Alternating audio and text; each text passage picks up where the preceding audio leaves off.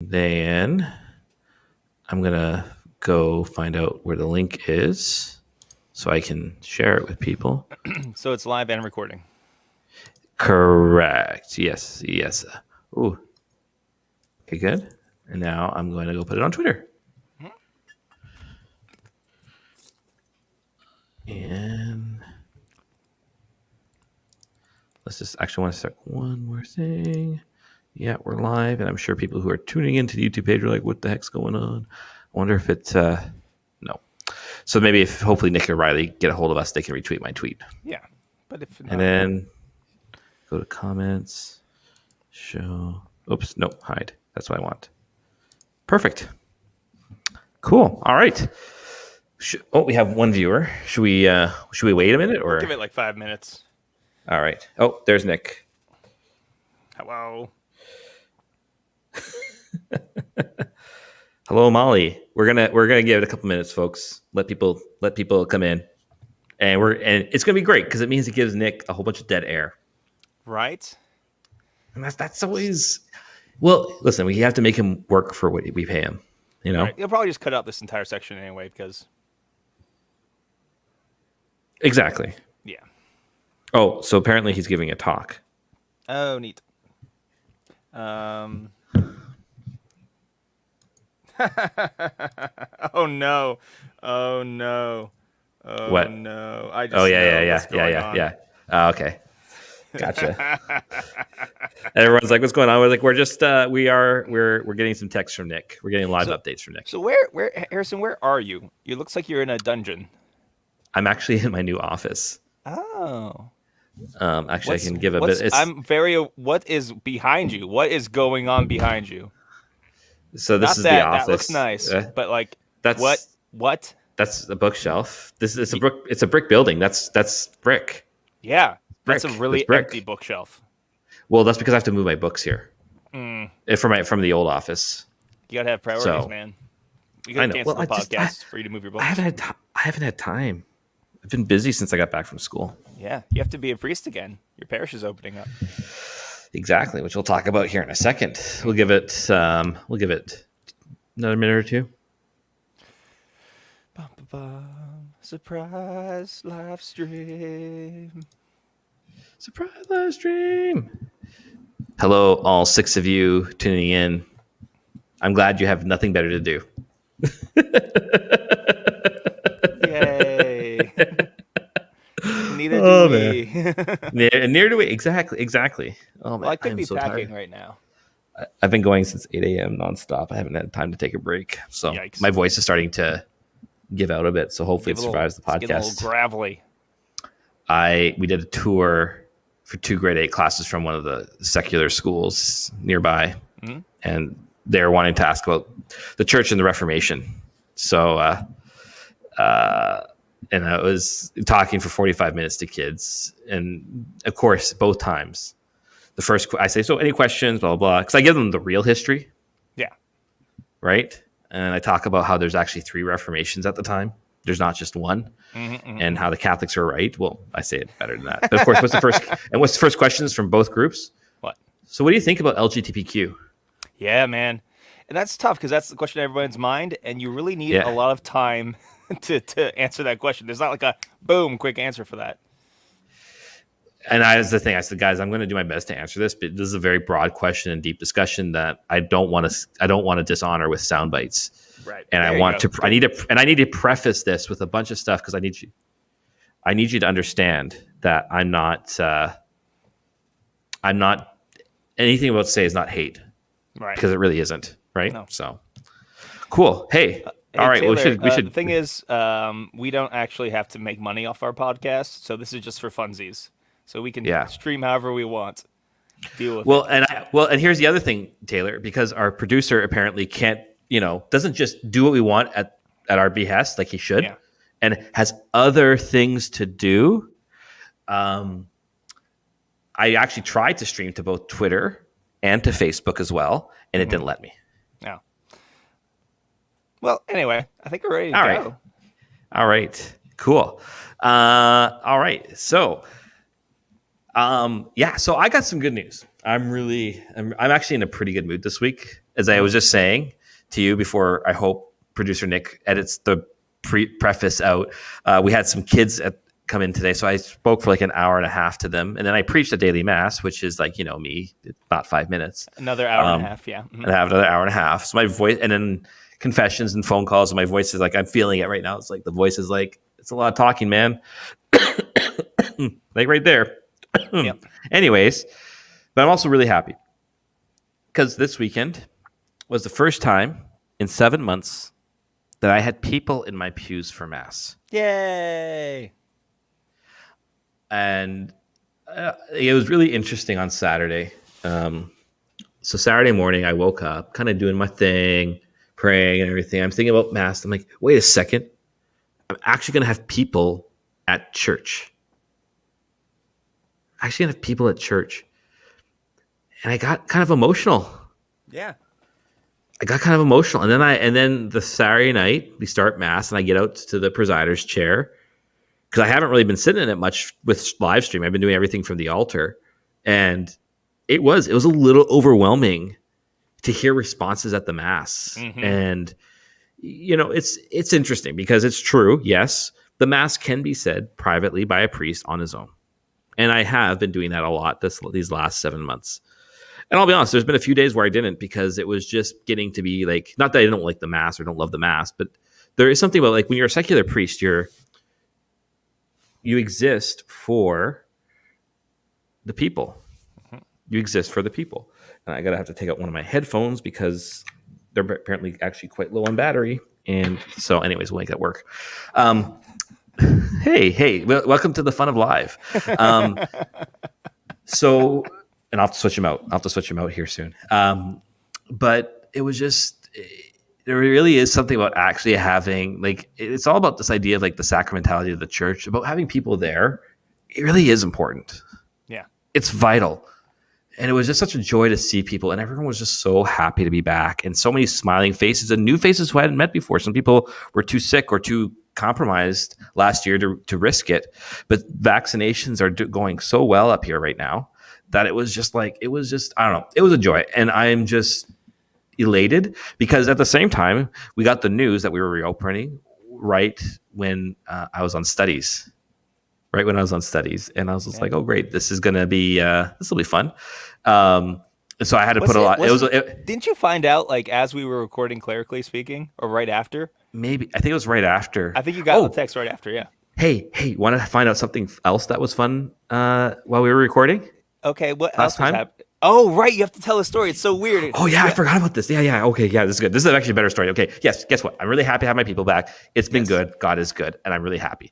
Anyways, so while we were recording, so I'm on the 4th floor of our cathedral while I'm away for school, doing Zoom classes, got the headphones in, we're recording, and I go down for dinner that night, and Father John says to me, so what do you think about what has happened at the cathedral today? I'm like, what are you talking about? He goes, you haven't heard yet? I said, no. He goes, a guy forced his way to the office. He broke open the doors and was screaming at all the staff, and he had a makeshift weapon, and he was trying to harm people. And like 12 police officers stormed the 2nd floor of the cathedral, cornered him in one of the rooms, and shot him with rubber bullets and pepper spray to bring him down. And I'm like, I didn't hear a thing because I was so enamored and intoxicated by the dulcet tones of Father Anthony. Oh, beautiful. I don't know if they were dulcet. I don't know if they were dulcet that episode. I was just so taken by his words of wisdom and by the elegance of his speech. I tuned out everything else. Wow. But yes, there was it was on the news and everything that there was this massive break-in to the cathedral. I didn't know anything, and it was hilarious. And no one was hurt. No one was hurt. Sorry, let me rephrase it. The hilarity and sorry. Okay. I love it too. Someone breaks into my church. Yeah, it's always a good time. A real knee slapper.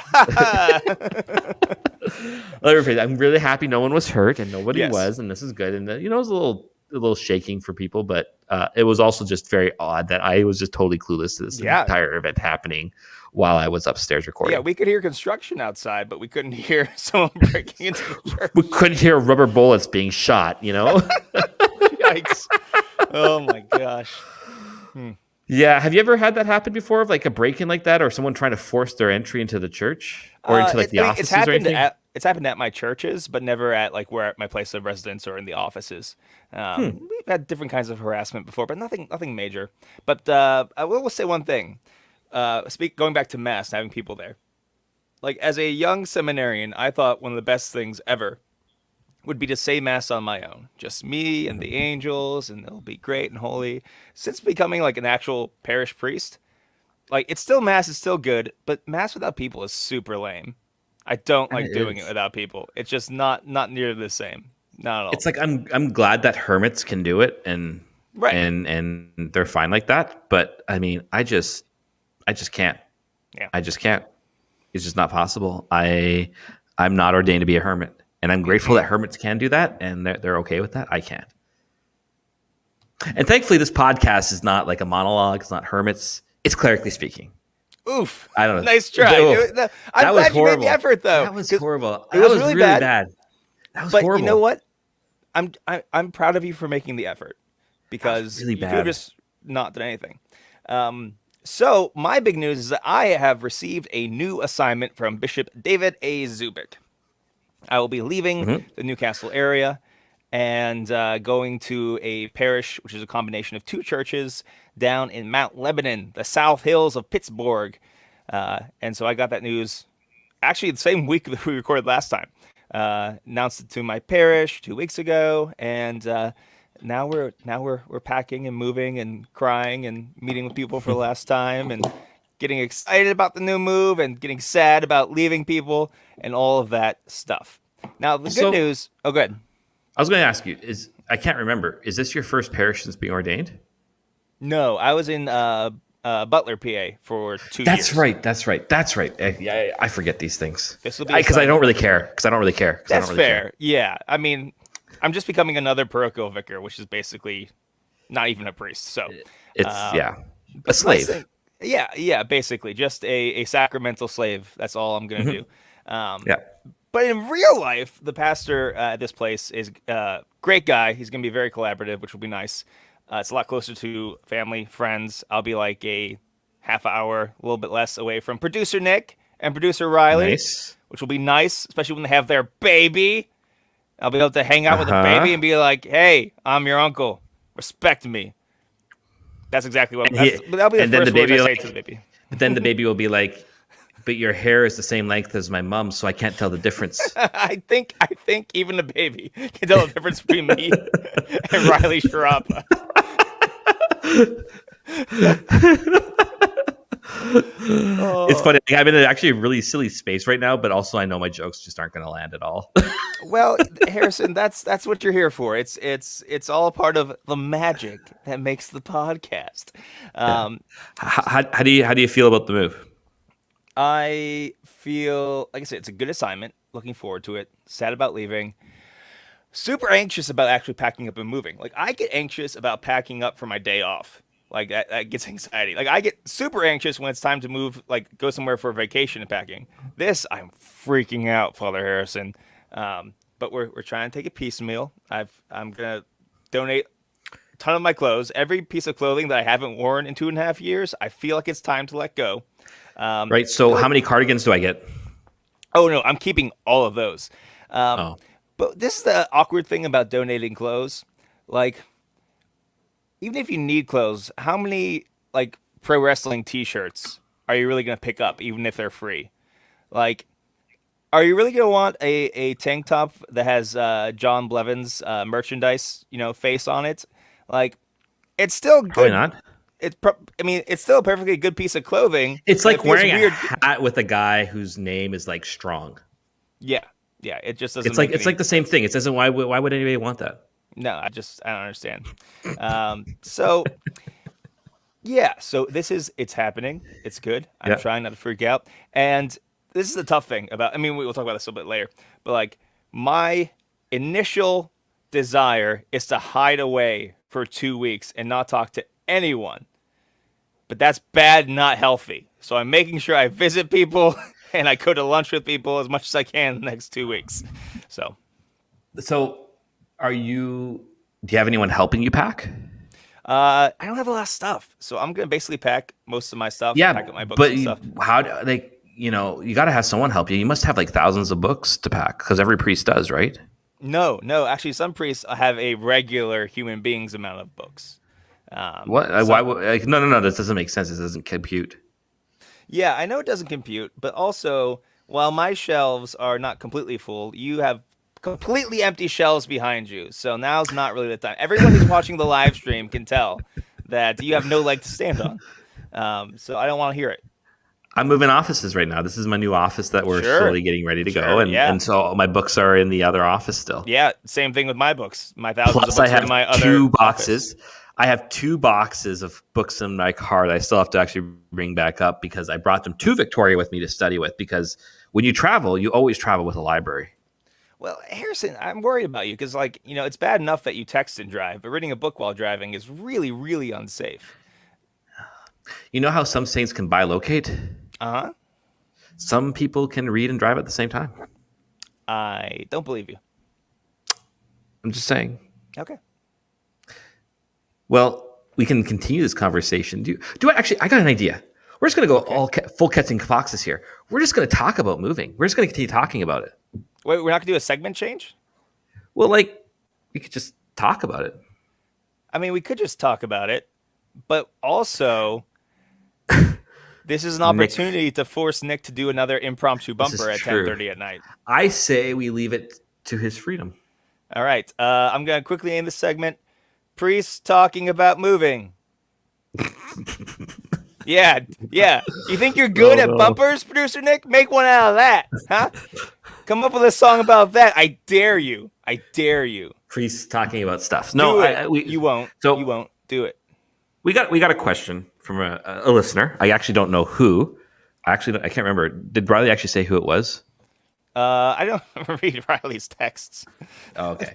Well, we got a text. We got a question from a listener about this idea of priests moving, and I'm going to read the text because I think this is actually an important thing, and it's important to hear from the priest side, and I think it's important to give some advice to faithful because this is the time of year when priest moves happen, right? So it says this: got an email asking about how to handle pastoral changes as a parish member. Thought it might be a good thing for Anthony to talk about. Notice how she calls it Anthony, not Father Anthony. To talk about since he's moving soon, and Harrison, like, my gosh, man, does she not like priests? Since he moves during COVID, maybe right before. I don't totally remember. Sorry, LOL. And almost dioceses are doing their summer shakeup. It's a really hard thing for people, and definitely use a pastoral approach. And also would be good to hear the fatherly heart priest perspective. I think for people who are super attached get really disappointed. It's a good question. Because so I got moved last summer in the midst of a pandemic, which, as you all know, sucks. Yeah, everything in pandemic sucks. It's the worst. Yeah, exactly. Everything about a pandemic sucks. So I just accept this. And it came a bit as a surprise for me. There were conversations about me moving here, but they had another priest come in, and that priest didn't last. And then it was just totally away from my mind. And then I got the call from the bishop saying, I want you to go here. And it was weird because it felt anticlimactic leaving the parish. Mm-hmm. Because things were so regulated still last summer, and I mean things were outside, and masks weren't even really a thing last summer. Actually, now that I think about it, and we had 50 people in our churches, and we couldn't have receptions, and so it was really hard to properly say goodbye to the people. Because we had some people at the time we were trying to organize everybody can go to one mass a week. So some people went to weekdays. So how do you say goodbye at all those masses? It's just not possible, right? So it kind of sucked. And then you come into a parish where you can't really get to know your people because you really shouldn't be going to people's houses. And it's like only now are things opening up enough that I could probably do that. Mm-hmm. But so moving during a pandemic is not fun. Do not recommend. Do not recommend. That's the thing. It doesn't matter how much you recommend anything, because we did this thing where we took our hands like this, gave them to the bishop. He went like this. That's and right. We promised respect and obedience to him and his successors. First, I want to say something. I'm going to drop the clericalist shtick for a second and just say that one of the nice things about being a priest is that I don't have to deal with the thing that every layperson has to deal with who goes to a parish. Whereas you're just stuck with the priest you get. Like, you don't get a say in it. You don't get a choice.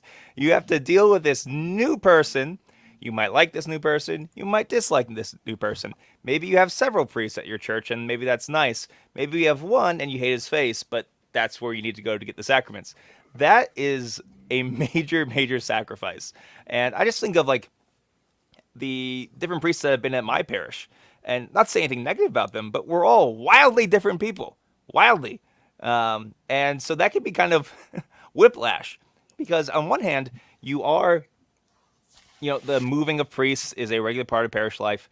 But on the other hand, like, you want your priest to be father. You want to build a relationship with him. There are people, it's almost like the podcasting dynamic, where we have this community of listeners and they feel like they know us, and in a lot of ways they do. And there's an attachment there. That can be something similar that happens in the priesthood, in the sense that even if you haven't had a meeting with Father, you've gone to Mass, maybe he's heard your confession, and you, grow in relationship with the pastor, even if it's not as direct as we would like it to be, right? And so that's a very difficult thing. I will say one of the bittersweet things about this move is that everyone is telling me how sad they are that I'm leaving.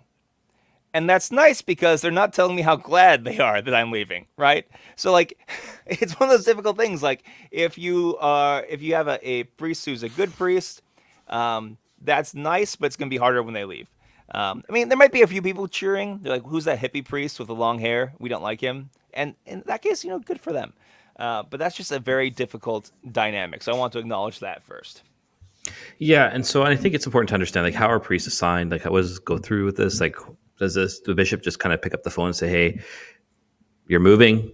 No, it doesn't actually quite work that way. Most dioceses, what happens is they look at the needs of the diocese. So you have to remember, too, like a priest is not ordained for a parish. He's ordained for a bishop, right? Ordained for a diocese. And so a priest exists for the good of the diocese as the bishop sees fit.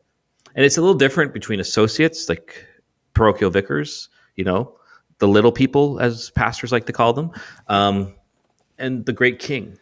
Yes. The mighty emperor, the pastor. No, I'm kidding. So parochial vicars can get moved at the drop of a hat, and sometimes do, because the needs change, whatever. There is no, and often terms aren't even like necessarily given. It's just you're a parochial vicar, because there's really no canonical term limits or anything like that for you. However, pastors, it is actually a little different. Pastors are actually meant, it's interesting. I think this is why it gets hard for some people, because it actually used to be quite normal when there were more priests. When you're a pastor of a place, you were a pastor there sometimes, maybe for the rest of your priesthood. Yeah. And you weren't named a pastor till you're like in your 40s or early 50s. And then that was your parish for the rest of your life, or at least until the rest of your priesthood. Not all the time, not all the places, but that was pretty normal, because you had so many priests. It was only a select few that even ever became pastors. Like, now it's the complete opposite. Now it's like, you have a pulse, you're going to be a pastor one day. It's like it's pretty much a given in my diocese. It is, at least. It's like you've been ordained for 2 years. All right, you're going to be named a pastor. So you have that going on, and so when you're named a pastor, canon law actually stipulates that it is actually something kind of permanent-ish. But there's always a but. This is the beauty thing about law, is that there's always a way out. So a bishop can appoint a pastor pro tem. That means for a period of time, which is what our diocese does with every pastor. So, which gives the bishop the freedom to move as he fits. So I'll give you an example. So my last parish, I was appointed pastor for 6 years. But then there was the little caveat in the letter, or as the needs of the diocese see fit. Well, the needs of the diocese saw fit. Now, I like my bishop, I got to give him a lot of credit. It's a lot of conversation happens, and and as it's something you learn as you grow in your priesthood. Sometimes it's okay to say no, not because, or at least let me rephrase this. That you can resist and give some counter arguments why you think it may not be a good idea for you to move. And listen, I just knowing how dioceses work and how some priests are. Some priests I know have said no before to moves. They have said no. I'm not that kind of guy. but like, it's, it's interesting. I said to my bishop, like, I'm open to this, but let me pray about it, because I want to make sure, because I was actually kind of excited about this idea. I liked this. I thought it would be a good fit for me, this parish, etc. And I loved my last parish, but I just thought this was the right place for me at the time. I wanted to make sure I was saying yes for the right reasons. And and for me, I've always had this thing that saying yes to my bishop is my guarantee that I'm living out my vocation. Yeah. Right? But you want to make sure that there's not selfish things going on or whatever like that. So I really... Yeah. If you think about it, if a bishop is trying to take care of his diocese and he's a good leader, he wants to hear from his priests who are on the ground, who might not, because this is something that the process of me being moved was a long process. I had a lot of conversations. And one of the priests in the diocese told me that, sometimes what's happening downtown, they don't realize what's happening like all the way out in Newcastle, PA. Like they haven't talked to all of the right people. So a lot of times they just don't know exactly what's going on. So if a priest can say, hey, I think this is a bad idea for these reasons, that's good information for the bishop. I think most bishops want that information.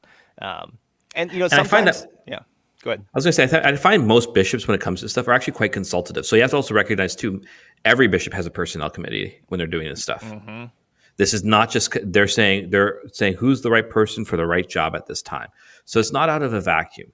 And so those are all things that you need to recognize, like a bit. And bishops recognize that it's going to be hard, especially when a priest who's deeply loved, especially when they're pastors and they've been there for a long time. Yeah. Or a new guy comes and it's not the person they wanted, or they don't get along with or whatever. They don't like his styles or whatever. It's part of life. You don't choose family. Yeah. Right? You don't choose family. So how have you been, like, how do I want to put this? How do you deal with this spiritually? Like, because change is not easy. Right. Right. So a little bit of disclosure. I began, coming from my spiritual director and coming from my priest small group, more and more people were telling me, like close, trusted people who know my life pretty well, were telling me, Anthony, it's time to move for various reasons. And so that was something that I had to take to prayer as well. So I was the one who actually called up the bishop and started having conversations with him about it. So this didn't come as an unexpected move. Close listeners to the podcast have maybe realized now I've been dropping hints. Part of the reason why we're doing our reduced schedule, because I knew a move was probably in the works this summer. So I've been able to kind of prepare for that on some level. And I know it's the right thing for me. At the same time, and this is why this stuff is so complicated, we had a big staff meeting. I announced the move to the staff, and I got really choked up. Like, I couldn't say anything. And normally I'm very good at talking, but I wasn't in that moment, Sure. And the same thing with the saying mass the last few times and realizing, there's only a few more masses I'll say for these people. It is heartbreaking. It's part of the difficult life of the priest. So the thing I'm struggling with right now is actually being excited for my new move, because I know it's a good move. I know it's the right thing. But it's hard to get excited when you're saying all of the goodbyes and people are sending you nice emails and you are, visiting people for the last time. And so that's kind of where I'm stuck at. So that's kind of what I'm bringing to prayer, and trying to come to peace with, and trying to leave well, like not hide away, not check out, do the things I need to do. And at the same time, taking a step back from stuff. There are certain meetings where I'm kind of useless in those meetings right now. Plans for the future. I mean, I can give input, but it's not my future anymore. So doing that, the awkward thing of calling up brides and saying, hey, I'm not going to do your wedding anymore because this new parish has a ton of weddings and I need to, take over those now. So all that is very difficult. So that's been like the focus of my prayers. So there's two things for me. It's for me, like, it was funny. So I was an assistant at our cathedral for 2.5 years. Actually, I'd asked to stay for 3 years. The bishop initially said yes, but then things changed. So I was made pastor in Port Alberni. And it was a similar thing. People were like, are you excited? And it's like, it was hard. Like, I didn't know how to answer that question. Yeah. Because I didn't know what I was going into. Yeah. I really didn't, right? There were some things I was kind of excited for. There is a certain freedom of being pastor in a way. Like, Father Anthony was texting a group chat of ours the other day saying how he's going to need more black blood of the earth because he has 7 a.m. masses at the new parish. And I'm like, I changed the time to 9:30 here for Wednesday to Friday because the pastor can, you know? And also we're a largely retired area, so like most working people wouldn't come anyways. Yeah. And we have a Tuesday night mass for working people type of thing, so it's not the end of the world, right? But I was like, you know what? We did have it at 9, actually, and we actually wanted it at 9:30 for a few other reasons. But I was just kind of joking, like, the pastor can do what he wants, you know. And I say that with a joking attitude because a good pastor will not just do things just because he wants to, right? But will often do it in consultation and talk to people, right? So I'm not going to do things out of the blue like that. And so like you are kind of looking forward to that. It's like growing up, like you're like, I'm making a step forward in my life as a priest. And it's always interesting though, because like it's interesting for me as a priest in a smaller diocese, hearing from guys like Anthony and from other dioceses where a lot of priests don't even get parish ministry; they get different stuff. And I'm like, you can ask for that stuff. Because it's just like in my diocese, there's just one thing you do. It's look after parishes because we're just so desperate for priests here, right? So but at the same time, it was also really sad for me because like for me, the cathedral is my home parish. So for me, it was kind of a coming of full circle when I was leaving there, right? It was the end of an era for me because I knew so many people there from even before seminary. Like it was where I was ordained, and it's where I worked before I went to seminary, and it was where my conversion happened. And actually, I don't know if I've ever said this on the podcast. So as I've shared before with my conversion, after my prayer experience, the first thing I did was pick up a Bible and read after that. And the first thing I fell on was 1 Samuel 3, the call of Samuel. Do you know what the first reading was on that Sunday Mass, my last Sunday? Was it the same reading? It was the same reading. Wow. Yeah. Which was really a gift from God. Really. It really was. Because it really was like God's way of saying, okay, this time of your life has come to an end. And it's time to grow up more and stuff like that. And so you're also like, when you're an associate becoming a pastor, you're like a deer in headlights. Because now suddenly everything falls on you. And listen, I always say to guys like Anthony, be a parochial vicar as long as you can. Enjoy it. Because you don't have all the responsibility of the pastor. You don't have to worry about budgets. You don't have to worry about personnel issues all the time. You don't have to worry about balancing the budget for the year. You don't have to worry about different building projects and the needs and all this stuff. You don't have to worry about this stuff. And there's something freeing to that. So you don't know, but you don't really realize that. And the first year's a real learning curve, and you just kind of like, I don't know what's going on. And I really felt like in my first parish, I was kind of treading water the entire time because there's no training manual for this either. It's just go, do. Coming here was a little bit easier, but at the same time, again, moving was really actually weird and hard for me. And it took me a while to be okay being here because in Nanaimo, not because I didn't like Nanaimo, actually, I'm very, very happy here. I love being in the city. But leaving the parish just felt so anticlimactic. Yeah, that's weird. Right? That's a weird situation. When I left the cathedral, like there was a nice big reception and lots of stuff. And I'm not that I'm looking for the fanfare per se, but no, it was hard because like no one really could go out of their way to do something to say goodbye, because we couldn't really do it. We did have a gathering outside at one on the Sunday before I left, and I invited people to drop by, and a bunch of people did. But that was like it was kind of so and no. And again, I'm not bitter or angry, but no one took the initiative to do something like that. And I don't think anybody could have because we shouldn't have been gathering inside in large numbers anyways. So it was just like, it was what COVID kind of forced upon us. And it just felt weird leaving. Mm-hmm. It felt weird leaving. Yeah. And that's the tough, it shows you the importance of saying goodbye well. Yeah. In my family, I got my dad's side of the family, which is the Italian side of the family, and my mom's side of the family, which is Irish, and I love my mother dearly, but no family's perfect is what I'm trying to say. And the ways that these two sides of the family say goodbye are very different. When I was at my dad's side of the family for some family reunion or something, it's like, all right, we're leaving. So I knew that meant we'd be leaving about an hour and a half because you have to do hugs and kisses to everybody in the family. Whereas my mom was like, but we're leaving. It's time to go now. Like, we're just going to go, right? I think there's something to be said, as in all things, of the Italian way of doing things, of taking the time to say goodbye, to mourn, to reflect on just the past, however long you've been there. That is one of those difficult things, but doing it in that moment saves you from regrets later and allows you to actually move on. Speaking of moving on, I want to move on to talking about same topic. Don't worry. Yeah. About advice to the people Well, of God.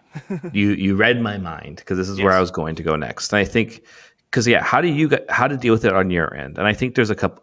I'll give a couple tips, and if that's okay, then Write letters to the bishop. Tell him not to take your priest. Tell him what a Don't do that. bad Please bishop he is. no. Yeah. Please don't do that. Kick it outside the diocese. No. Yeah. No. Stop No. giving money to your church. That's what you should do. That will fix everything. You should have a large social media campaign. When the new guy comes, you should ignore him. You should boo his homilies. This is Power what to the people. This is Show what the happens bishop when who really Father- owns the church. This is what happens when Father Anthony has too much black blood of the earth. I did have some before the podcast.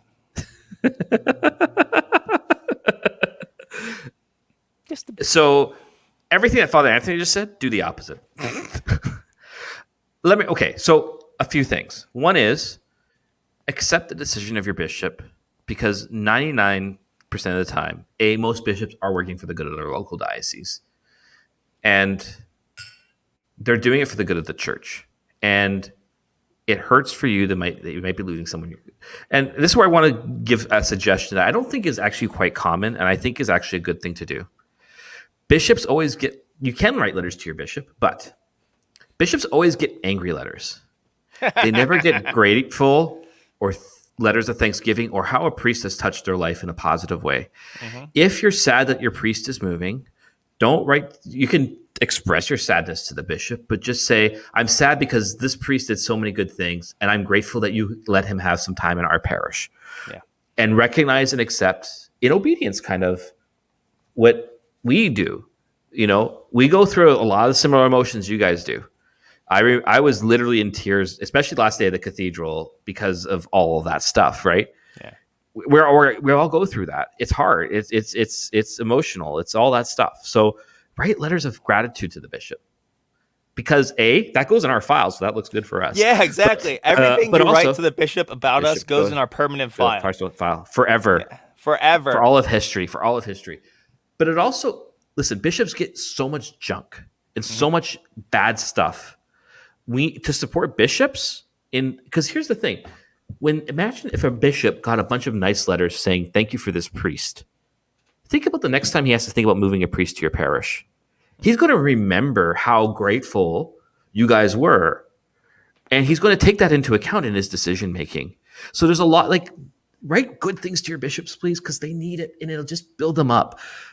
Secondly, I think it's important to find some ways to show gratitude to the priest, because not that I'm saying we're looking for all that stuff. I'm not even saying gifts, but letters or cards. Okay, fine. Crown Royal, really? Yeah, see, great. I would ask for people to ship me alcohol in Canada, but we can't ship alcohol in Canada. Yeah, because you're communist. Yeah, I know.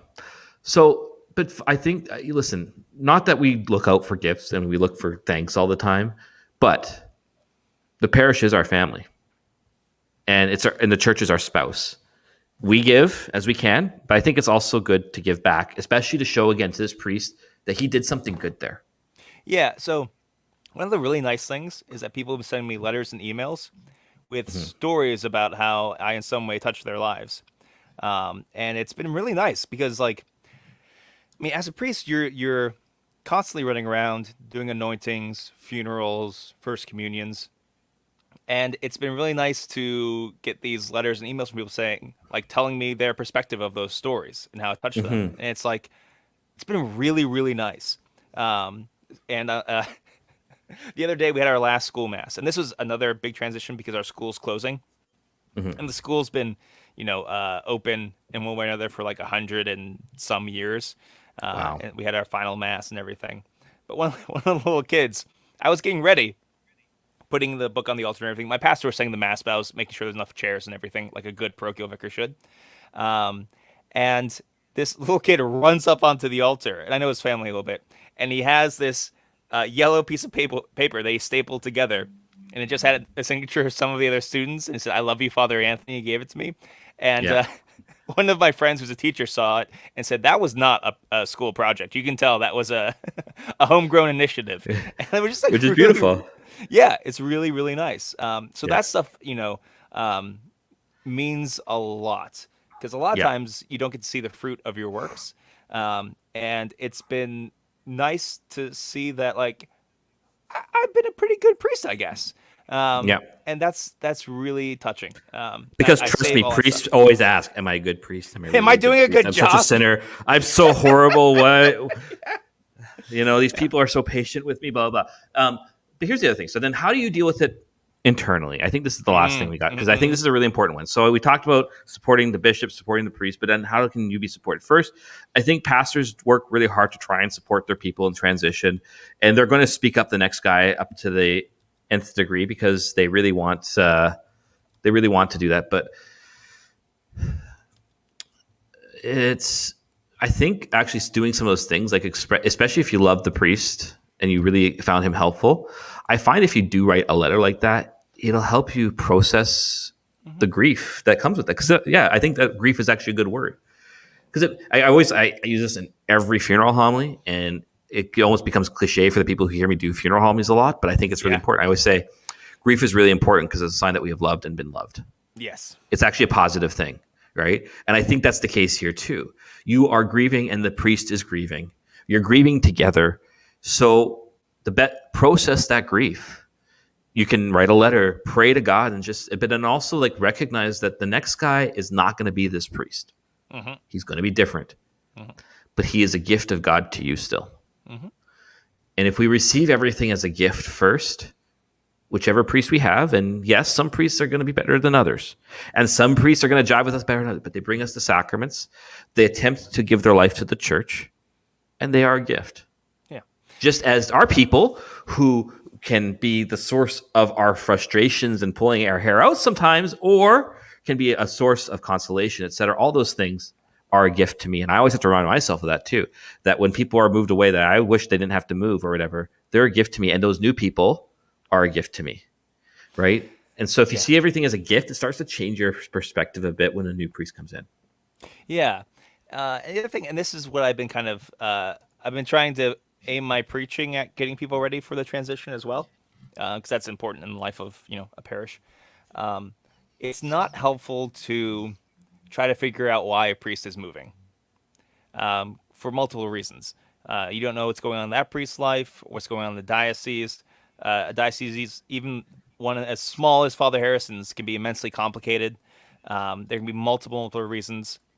Sometimes, to be honest, you just need bodies in certain places, and like a priest can feel a little bit like a cog in a machine sometimes, but that's also sometimes the harsh reality that like this parish needs this priest.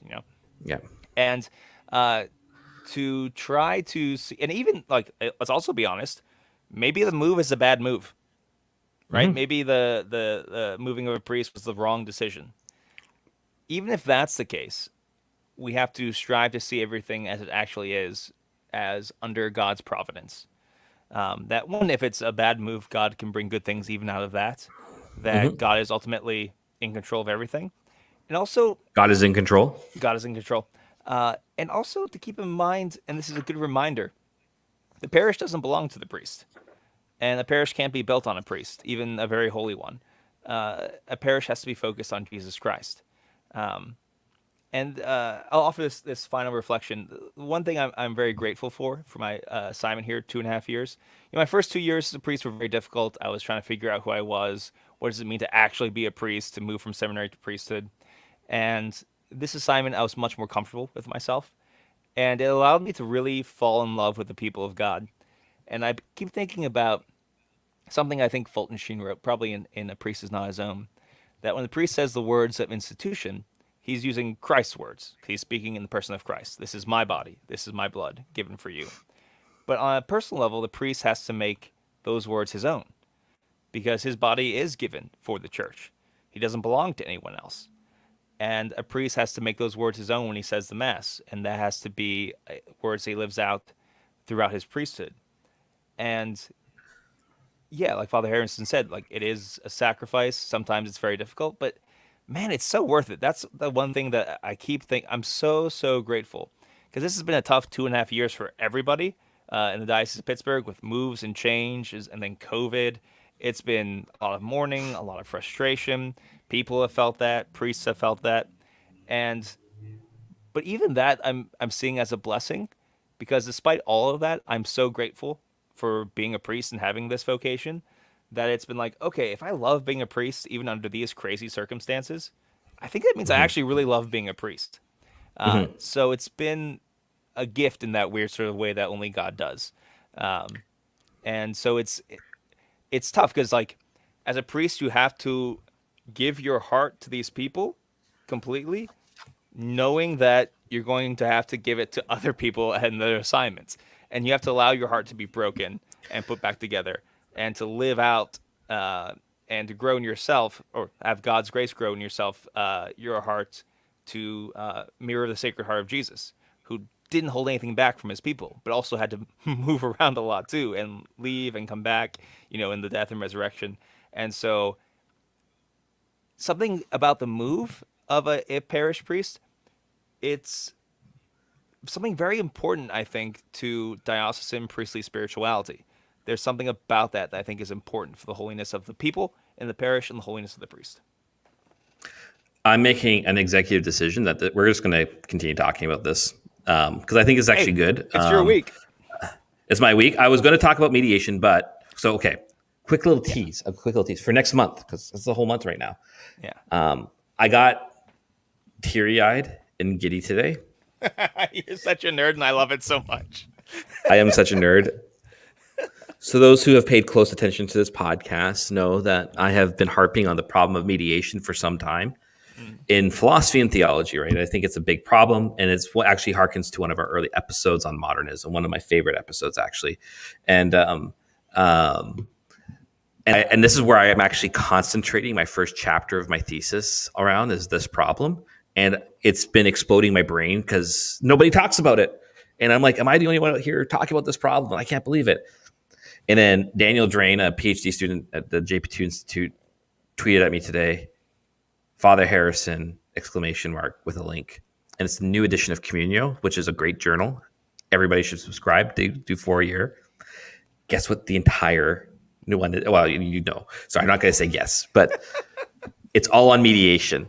And I was just like, my mind is exploding right now. So I've been reading Schindler's article today already on the question, and I literally started like tearing up. I know this sounds weird, reading an academic article, not because of what he was saying per se, but it was confirming everything I've been saying about this. And he's framing the question exactly how I've been trying to frame it. And he's saying some things, but he's also not saying some things, which is good. It gives me some room to be original still. Which so like you're not scooping. He's not scooping the story from me. But it was just one of those moments of like I was literally doing this in the office, like dancing and getting excited and giddy because for once, finally, everything I've been researching is not for naught. Right? Yeah.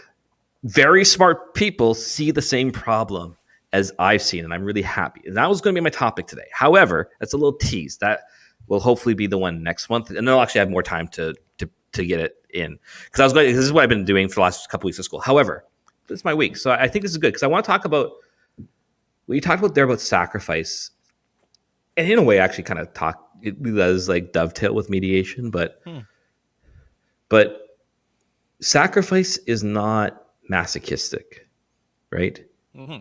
It's not meant to be, right? It's not this, I want to willingly hurt myself so that another may live. That's not quite what it means. No. Right? Sacrifice in the Christian sense is the self-offering of love. Yeah. It's a loving self-offering. So yes, it involves pain, but pain is not the reason we do it. Love is. And so, yes, there is a suffering involved. Like, so in a way, a move of a priest, it feels a bit like a divorce sometimes almost because the marriage is falling apart, if you will. I mean, and because we do talk about the priest is married to the church and all this stuff. Not the church, local church, the church, the universal church. But But at the same time, it's like, yeah, it is a cross.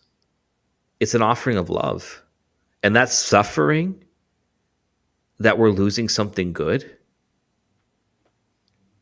can be used for good for the future of the church, for the good of the parish, so that it helps us remind us to not lose what was good from beforehand, from what this priest or those parishioners, it's not just the priest, it's also parishioners, what those two did for each other, how they formed things, right? Like for myself, I'm very grateful for my last parish because I learned a lot about what it means to be a pastor by making a lot of mistakes and their patient love through it all, dealing with me, right? Dealing with me is a big deal.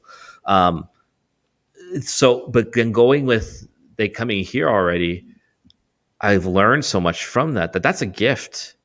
And so the hardness of like even the weirdness of leaving at a weird time like that and everything is a gift, right? It's that great video by Stephen Colbert that always goes around with Cooper Anderson's interviewing him, and he goes, "You've said that you see your suffering as a gift." He goes, "What punishments of God are not gifts, right? Because the whole idea is the existence is a gift." Blah blah blah. And that's true though. That's true for a parish. If we're really going to preach the cross, then instead of running away from it, see it as the gift of love that it is.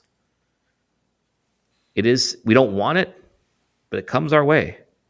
It's a gift of love. And that's something a priest hopefully will train his parish in. And his parish will train the priest in, so we can learn this mutual love. This is the life and role and purpose of the relationship between priest and laity. We have different roles, different purposes, but it's meant to be a mutuality of love. And I think that needs, I'm getting big on this stuff because I think that's supposed to be the heart of parish life. It's supposed to be this communion of love. Like, I think actually family is an apt analogy. That's why I said earlier, don't choose family. It's a gift. Family's a gift. It's not a choice, right? You don't choose what kind of kids you get. You get the kids you get. You don't choose the parents you want. You get the parents you get. It's all gift. It's all gift. And so our parish is a gift. Our life as priests is a gift. Our relationship with our parishioners is a gift. Even when it sucks, it's a gift. Because God and Christ is working through us. Sorry. Yeah. Just quick pastoral brain kicked in. There are people who have families that definitely don't experience this gift, right? I know. I'm not ignoring that thing for sure. I know. Right. So just want to throw that out there. But yeah, exactly. And also, even if our families of origin aren't what they should have been, I think God often gives us, I don't want to say families of choice or whatever, but friends who have become family and families who have adopted us into them, right? Mm-hmm. And this is, so one of the big things a running theme when I was in seminary, and it was a running theme in the IPF, Institute of Priestly Formation, that since Vatican II, there's been kind of a crisis in what is diocesan spirituality. Are you familiar with this? Mm-hmm. Yeah. And IPF had a really good framework of the priest is beloved son, is shepherd, is father, something. It was good. But a spiritual director at my seminary said the priest experiences his spirituality through the people. I didn't get that at the time. Like, he experiences the ontological effect through his people. And it's something that I didn't understand, because that's the weird thing about ontological effect. You don't feel anything. You don't start glowing. You don't fly away. You get ordained, and you're, to all perceptible interior, like, you are the same person. But we know that something different has changed. And you begin to see that revealed, or maybe even mediated, through your giving of your life to these people. And that's something that, I began to experience in my first assignment. Like I said, I had some issues to work through, and I've been more free to experience that through this assignment. And it makes much more sense to me that, because the thing is, I'm actually a very introverted person. I may seem loud and boisterous on the podcast because there's a part of me that likes performing. That's just a thing I like to do. But my default is to kind of hide away from people or only small groups. And the fact that I love being a priest and love being with the people is proof that this is a grace that God gives. God actually Hmm. helps you to love the people more. You Yeah. begin to more and more experience God's love for these people. You see them more and more through His eyes. Um, you enjoy sacrificing yourself for them as a father. Like I said, we're not perfect. There are many times I've messed up. For example, the last school mass, I had to wake up really early because it was my day off and drive to the parish because I wanted to be there because I knew that was the right thing to do. Right, last school mass, even though I wasn't celebrating. I get to the sacristy and there's a bunch of kids and they're all talking and goofing off and stuff and it was all good. But like my brain was like, why is everyone making so much noise? Go away. So I had to like fight with that interior sort of thing and enter Hmm. into the fact that this is beautiful. Like we're celebrating the fact that so many people have been touched by this school for so long, that these kids are just being kids, and there's something wonderful about that. That they get to serve the last mass of the school, and so it took a moment of prayer to enter into that. So that's the what Fulton Sheen talks about, the Peter nature and the Simon nature of a priest, Hmm. which maybe we should do a podcast on that. It was really good. Ooh, that'd be cool. Yeah. Yeah, right. But yeah, it's what is beautiful about the priesthood for me now isn't all the lace and fancy stuff, which I very much enjoy and like. I like getting nice and dressed up for mass. It The isn't tradening. the tradening. I'm all for the tradening.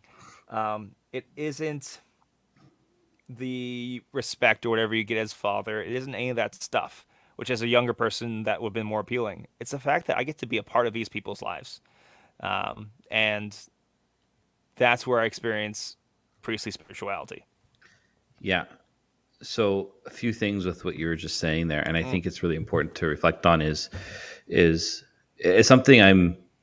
So the reason the problem of mediation is such a big thing for me is it forces us. You see, we have in the church, etc. We have ceased seeing what is in front of us as the really real, and the place where God, the stuff, if you will, that God uses to make Himself present to us, right? But in fact, that is exactly what works. That's why I was talking about the parish as family, Yeah. right? Because what happens in a family? Well, do siblings get along all the time? No. Do parents get along with their kids? Heck no. Do parents do the right thing? No. Do parents feel guilty because they didn't do the right thing all the time and maybe screwed up sometimes as a parent? Yep. Um, all those emotions and feelings and frustrations and sufferings of family life are meant to be the same as a parish. I actually heard you quoted in another podcast, The Crunch, about Christians want a community, but they don't. Right? Can you probably say it better? You'll say it better. I'll just say, like, when a lot of Catholics, especially young Catholics, think of Yeah. community, they think of hanging out with all their friends. And that's Yeah. not what community is. Community is being Right. stuck in this family and truly being stuck together.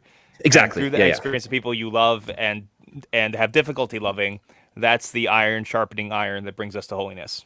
Right. So, and this is the thing. And so, what unfortunately, part of the problem is, so this is a little hint towards next month, but part of the problem is community got emphasized without its transcendence. Right. It Yes. it lost its mediating form. It was for its own sake. I need the community. Why? Well, not because through the community I am molded and formed in love by God. It was because this is what it was very horizontal. It lost its sacramentality, right? This is the whole point of this is community sacramental. But for priests then and for the parish, etc., it's like this is why you like to use the idea of a family is because this is the place where, like you said, we're molded. We rub up against each other. We we enter into loggerheads at times. One of the things I have to remind myself of constantly is when, especially if a parishioner does something that really angers me or frustrates me, and sometimes very legitimately. Like Yeah. this is like sometimes I'll be frank. Sometimes parishioners are jerks. That is true. I'm sorry. This is true. This is true. This is just a There fact. was I'm not saying a all. I'm not saying all. But I'm no, just no, saying no, no. some can be a jerk Yes. For example, because you're. I'll just give a quick example. And this happened to our wonderful permanent deacon, who is one of the holiest and best people I know. I'm a huge fan of him. And, a lady straight up called him a Nazi to his face. So you do get crazy people who Yeah. really try to hurt you with their words. That is a small number of parishioners, but they kind of stick out. Absolutely. Yeah, exactly. I'm not saying this is actually not usually the majority. And it's funny, even myself, when you're doing stuff like trying to reopen your churches, you're going to get complaints. And I always try to remind myself the complaints are actually quite usually in the minority, right? Yes. Actually, I said this to my parish. I said, listen, some of the complaints were even a little bit justified. Yeah. But I said, the problem is we made this decision to do what we're doing for our scheduling. And it's too late to change it. Was it done perfectly? Nope. And I'm okay with that. Yeah. And I'm asking you to be okay with that too, because that's what it means to be part of a family. Yeah. That we can live with each other's weaknesses and that we can encourage each other in our strengths, that we can help purify each other in our weaknesses, and that we can abide with each other in that. And and I think for me, like, this is why this year was actually quite revelatory for me, because as much as I love academic stuff, and honestly, the idea of teaching one day does intrigue me. But the last 7 months of not having people in the church, and just these last few days, mediated something to me. That made something present to me through an absence. Yeah. And it made me realize that I need the people. Mm-hmm. I need the people of the church to be a good priest. Already this week, I'm more motivated to do a crap load more of stuff. Yeah. I mean, I think part of it's just extroverts got to extrovert, right? I have more energy because I'm around people more often. I'm doing more appointments again and stuff like this. But it's the whole point of the priesthood and the people is that we're there to mediate God's presence in unique ways. The priest, I mean, his very role is mediator. Yeah. And I need to be, like, when we were reopening, I shared my plan with Father John, who's our vicar general, and he really challenged me. And it was too late to make a change. He goes, you should be doing this. I'm like, I hear you. I actually kind of agree with you, but it's a little too late. Like, it was just too late. And he kind of was fine with it. But I appreciate it. I needed that because what will happen is if you really exist as a family out of love, just as a child can rip a parent's heart apart to love more by saying something quite innocently, so our people can draw us to love more. And it's our job to draw them to love more, right? It's a motivation to Christian love. This is the whole point. We're to motivate each other to Christian love.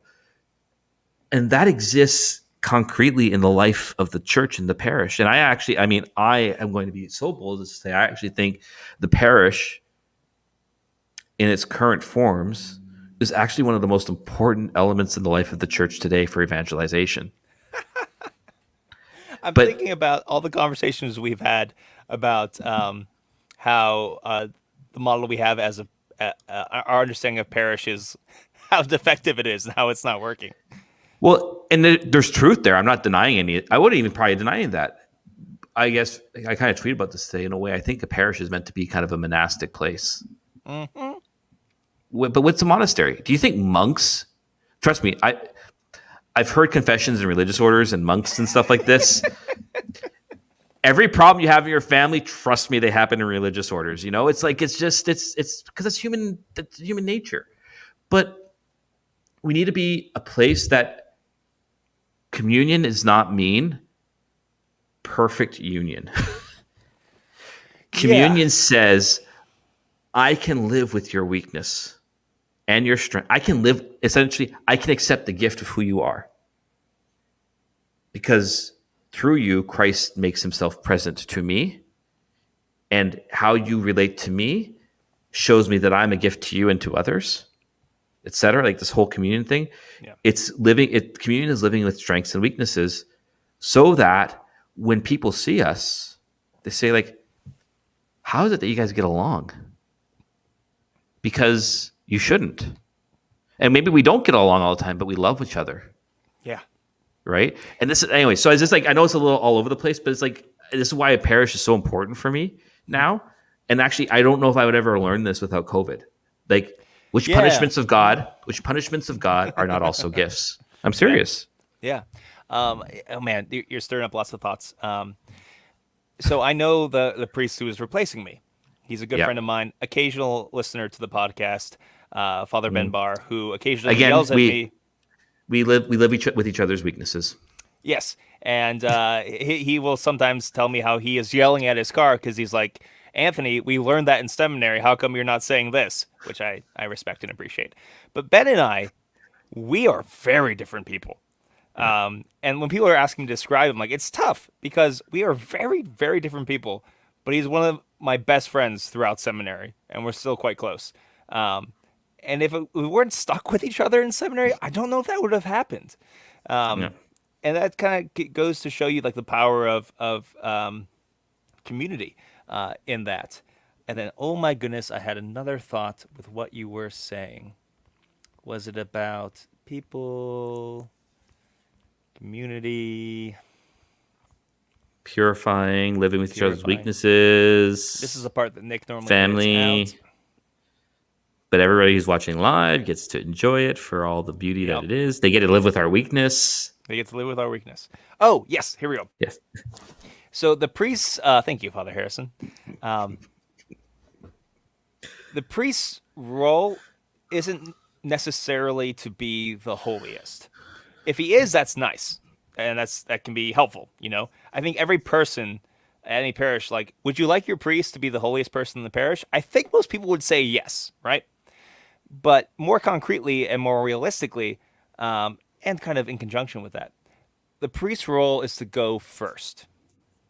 A priest's role is to go first. And what I mean by that in this context is that the priest needs to model this first, this living with other people's weaknesses. And I've seen it happen to a lot of priests. I've experienced it myself, where all they do is talk about the difficult parishioners.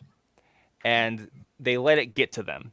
And so then when they have a pastoral council meeting or make an announcement to the parish, they end up, even if not in their tone or what they're saying, they end up kind of yelling at the parishioners. They make things personal. And the thing is, like, a good father understands when his kid is just acting out, doesn't know better. Not that the people of God are like little children, but the same thing in the sense that, like, you have to model this first. You have to have a thick skin. You have to be able to bring things to prayer so that you model first dealing with other people's weaknesses and also being comfortable with your own. One of the most damaging things that I ever experienced from priests were priests who refused to apologize when they were wrong, who doubled down, who put their foot down in the wrong spot and just kept it there. And some of the most beautiful experiences I've had from priests are those who realized they screwed up and apologized. And a lot of times priests can be very sensitive about their authority, either wanting their authority to be more powerful than it is, like I set the vision and you follow, that's leadership, or whatever else. And that's very dangerous and also spiritually abusive. But ironically, the priests who have messed up and then apologized, I would jump off a building for them. Those are the ones I trust. Those are the ones I'm willing to give a second chance. Or even if I don't understand or agree with everything, I'm willing to follow them.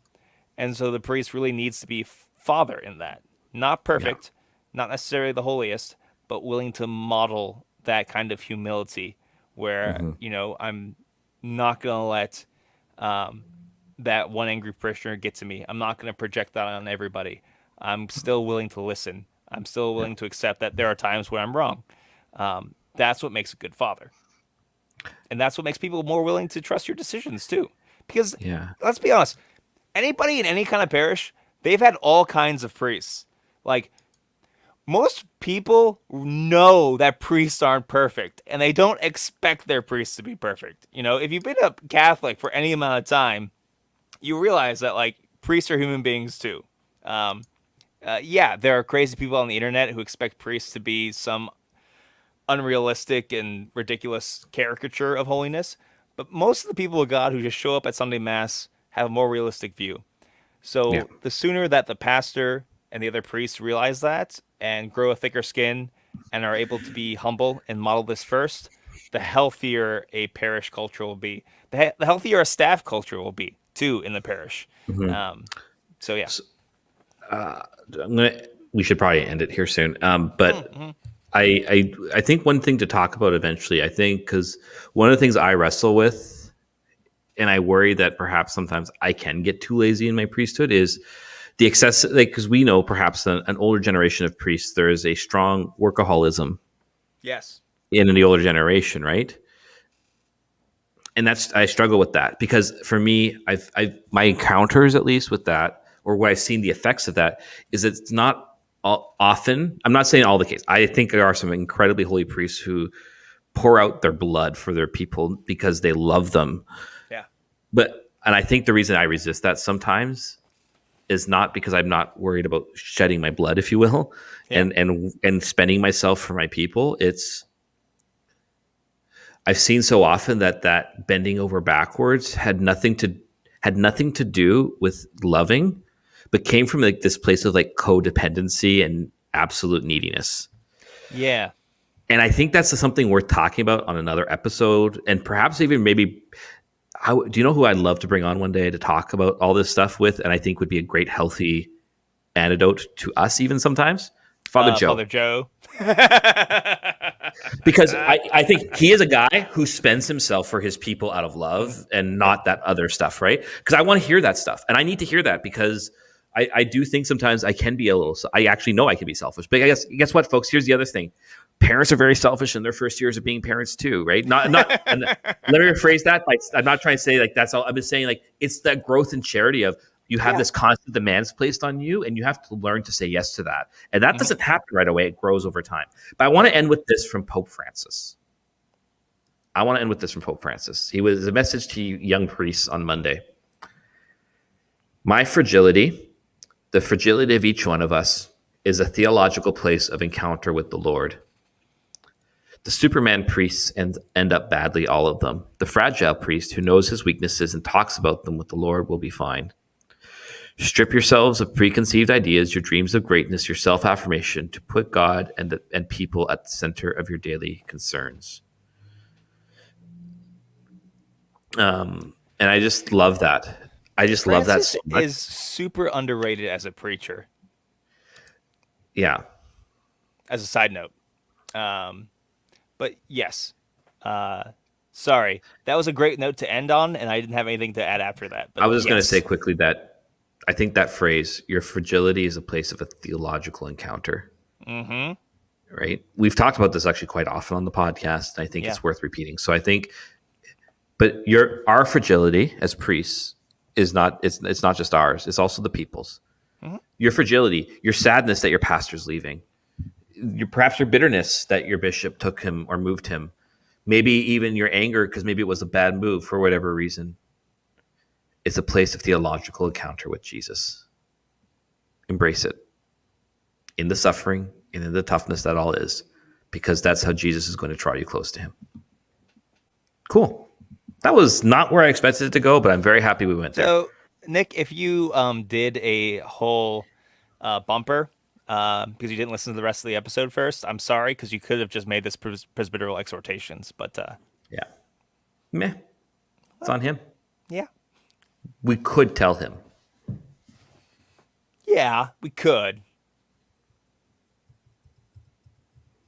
So thanks for listening. Thanks for listening.